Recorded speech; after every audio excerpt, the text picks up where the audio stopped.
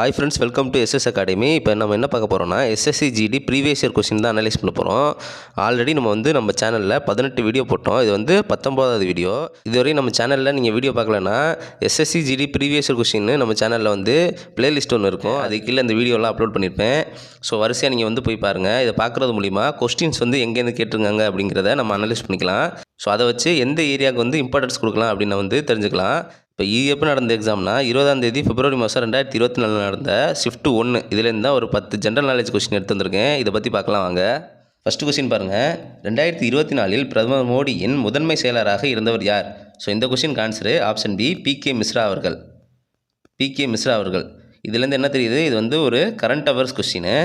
இதை வச்சு நீங்கள் என்ன பண்ணலாம்னா 2026 கேபினெட் மினிஸ்டர்ஸ் யார் அப்படிங்கிறத தெரிஞ்சுக்கணும். அதே மாதிரி கேபினெட் செக்ரட்டரி என்ன அப்படிங்கிறத நீங்கள் நல்லா பார்த்து வச்சுக்கிட்டிங்கன்னா அதுலேருந்து கொஸ்டின் வரதுக்கு வாய்ப்பு இருக்குது. ஸோ அடுத்த கேள்வி பார்க்கலாம். அடுத்தது பாருங்கள், 2வது கேள்வி. ஸ்லம்டாக் மில்லியனர் என்ற படத்திற்கு இசை அமைத்தவர் யார்? ஸோ ஸ்லம்டாக் மில்லியனர் அப்படிங்கிற படத்துக்கு யார் இசையமைச்சிருப்பாங்கன்னா ஆப்ஷன் பி, ஏஆர் ரஹ்மான் அவர்கள்.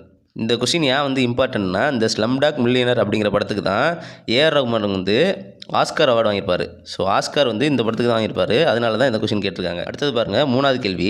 2011ஆம் ஆண்டின் மக்கள் தொகை கணக்கெடுப்பின்படி இந்தியாவில் பாலின விகிதம் எவ்வளவு? இந்த question answer option A, 919. So இது என்னது, சென்சஸ். சென்சஸ்லேருந்து ரெகுலராக ஒரு கொஸ்டின் வந்துகிட்டே இருக்கும். ஸோ சென்சஸ் 2011 இதை நீங்கள் நல்லா படிச்சுக்கோங்க. இதுலேருந்து கொஸ்டின் வர்றதுக்கு நிறைய சான்ஸ் இருக்குது. அடுத்தது பாருங்கள், 4வது கேள்வி. இந்திய அரசியலமைப்பில் அடிப்படை உரிமைகளை பற்றி கூறும் சரத்துகள் எது?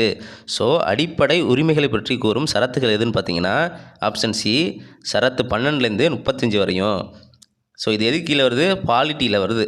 பாலிட்டியில் நம்ம என்ன சொல்லியிருக்கோம்னா பார்ட்ஸு, ஷெடியூல்ஸு, ஆர்டிகல்ஸ், இது 3 ரொம்ப இம்பார்ட்டன்ட்னு சொல்லியிருக்கோம். இது 3க்கும் நம்ம செப்பரேட்டாக வீடியோ போட்டிருக்கோம் நம்ம யூடியூப் சேனலில். உங்களுக்கு முக்கியமான ஆர்டிகல்ஸ்க்கான பிடிஎஃப் வேணும்னா இந்த நம்பருக்கு வாட்ஸ்அப் பண்ணுங்கள், நான் உங்களுக்கு சென்ட் பண்ணுறேன். அடுத்தது பாருங்கள், 5வது கேள்வி. 2023 நடைபெற்ற 4வது ஆசிய கோகோ சாம்பியன்ஷிப் விளையாட்டில் வெற்றி பெற்ற அணி எது? ஸோ இதுக்கு ஆன்சர் என்னென்னா ஆப்ஷன் டி, இந்தியா. இந்தியா தான் வெற்றி பெற்றிருக்கும். அடுத்தது பாருங்கள், 6வது கேள்வி. 2024ஆம் ஆண்டிற்கான தாதா சாஹிப் பால்கே விருது யாருக்கு வழங்கப்பட்டது? ஸோ தாதா சாஹிப் பால்கே விருது எப்போ நடந்தது? 2024க்கு. ஸோ இதுக்கு ஆன்சர் என்னென்னா ஆப்ஷன் பி, மிதுன் சக்கரவர்த்தி. இவருக்கு தான் 2024ற்கான தாதா சாஹிப் பால்கே விருது கொடுத்துருப்பாங்க. அடுத்தது பாருங்கள், 7வது கேள்வி.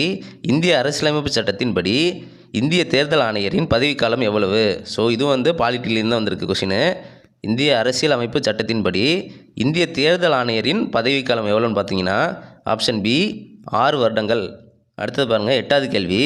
கோனார்க் திருவிழா கீழ்கண்ட எந்த மாநிலத்தில் கொண்டாடப்படுகிறது? ஸோ கோனார்க் திருவிழா இது எங்கே கொண்டாடப்படுதுன்னா ஆப்ஷன் பி, ஒடிசா. ஒடிசா மாநிலத்தில் தான் கோனார்க் திருவிழா கொண்டாடப்படுகிறது. ஸோ இது எதுலேருந்து கேட்குறாங்க? ஸ்டாட்டிக் ஜிகேயில் 1 திருவிழா, இந்த ஃபெஸ்டிவல்ஸு, டான்சஸ்ஸு, இதுலேருந்து ரிப்பீட்டடாக கொஷின்ஸ் வருது. இதை நீங்கள் நல்லா பார்த்து வச்சுக்கோங்க. இதுலேருந்து கொஷின் வர்றதுக்கு நிறைய சான்ஸ் இருக்குது. அடுத்தது பாருங்கள், 9வது கேள்வி. மோகினி ஆட்டம் என்கிற பாரம்பரிய நடனம் கீழ்காணும் எந்த மாநிலத்தில் உள்ளது? ஸோ மோகினி ஆட்டம் இது எங்கே ஆடப்படுகிறது? Option D, Kerala. கேரளாவில் தான் மோகினி ஆட்டம் இருக்குது. அடுத்தது பாருங்கள், 10வது கேள்வி. சிந்து நதி இந்தியாவிற்குள் நுழையும் இடம் எது? ஸோ சிந்து நதி இந்தியாவிற்குள் நுழையும் இடம் எதுன்னு பார்த்தீங்கன்னா ஆப்ஷன் பி, லடாக். லடாக் வழியாக தான் சிந்து நதி இந்தியாவுக்குள்ளே நுழையும். ஸோ அவ்வளோதான் ஃப்ரெண்ட்ஸ், இந்த வீடியோ கம்ப்ளீட் ஆயிடுச்சு. உங்களுக்கு ஃபெப் 23லேருந்து எக்ஸாம் ஸ்டார்ட் ஆகுது. உங்களுக்கு நிறைய நாள் இல்லை. ஸோ டைம் வேஸ்ட் பண்ணாமல் கன்டினியூஸாக படிங்க. Okay friends, all the best. Thank you.